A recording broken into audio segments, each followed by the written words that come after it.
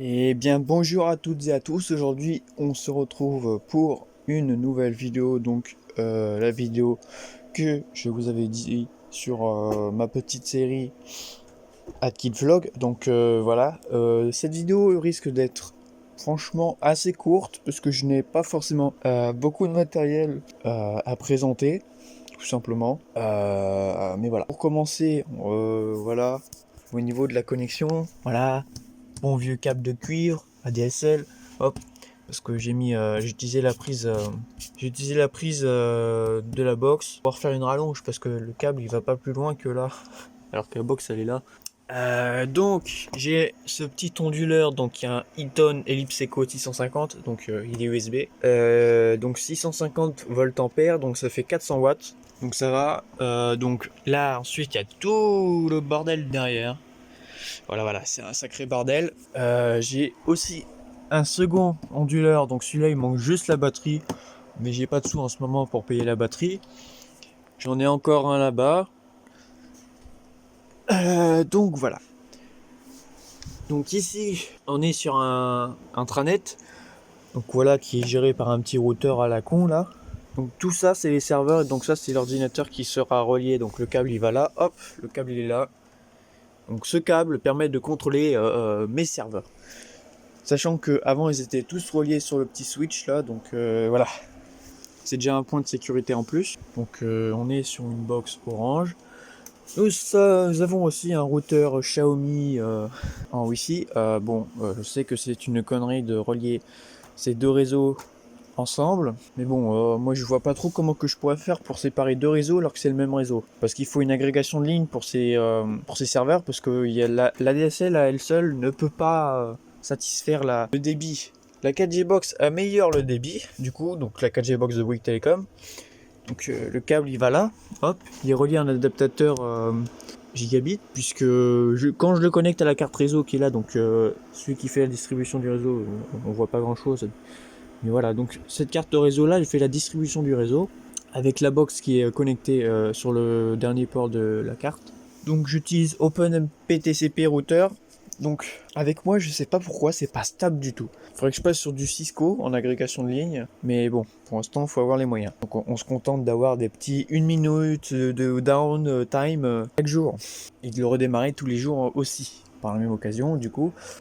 Donc voilà, donc ça, voilà, donc le courant, voilà, simple.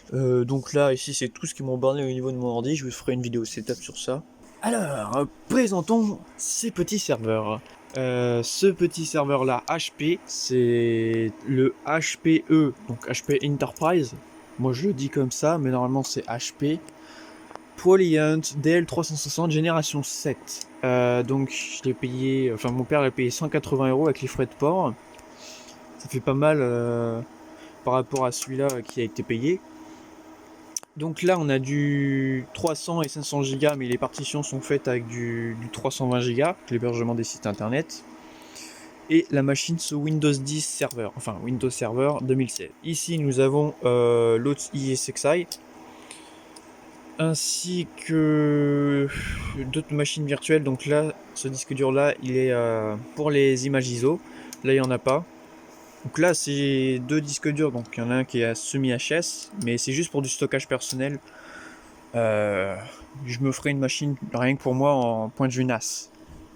Sachant que je prévois d'en acheter pour en faire des NAS. Un NAS personnel, donc voilà. Qu'est-ce que je disais? Donc oui. Donc là, je compte faire un NAS personnel pour moi avec à peu près 5 Tera de stockage. Ça devrait largement suffire en RAID 10. RAID 10, ça devrait suffire. Je prends des disques de 5 Tera, hop, c'est bon, je les mets en RAID 10. Donc les specs de cette machine là, donc il y a deux Intel Xeon X5650, donc c'est des processeurs hexa-core, donc c'est franchement, point de vue performance par rapport à ce serveur là, c'est quand même bien, très bien. Il y a 56 Go de RAM, c'est pas mal quand même. Donc voilà, donc j'utilise iSXi 6.7, donc la dernière version. Donc on passe au petit Dell PowerEdge 1950 génération 2, donc celui-là il a des Xeon 5150 avec 16 Go de RAM, donc sous Ubuntu serveur pour pour les mails. Donc ce sera une machine dédiée pour les mails. Il y a 16 Go de RAM et tout, donc c'est parfait. pour ce genre de serveur, mais je prévois de faire un upgrade vers des Xeon quad-core un peu plus haut, quoi. Parce que quand on modifie des fichiers, c'est à 100%, voilà, c'est un peu chaud. Donc sinon, il y a du 2 x 500 Go en RAID 1. Cette machine-là, donc je l'ai payé 70 € de ma poche. Elle a 40 Go de RAM. Il sert de sauvegarde et de machine redondante. Sauf que j'ai pas encore réussi à faire de la haute disponibilité entre les deux. Faudrait que j'y travaille quand j'aurai plus de temps. Parce qu'il faut que je regarde tout ce qui est au niveau de la RGPD et tout ça. Donc voilà. Donc c'est aussi sous ESXi 6.7, voilà, donc il y a aussi OpenMPTCP routeur là-dedans. Donc c'est des Xeon E5620 aussi, il n'y a pas grand chose de plus à dire sur cette machine là, si ce n'est qu'il faudrait que j'ajoute du stockage là et que j'achète une baie de stockage là aussi.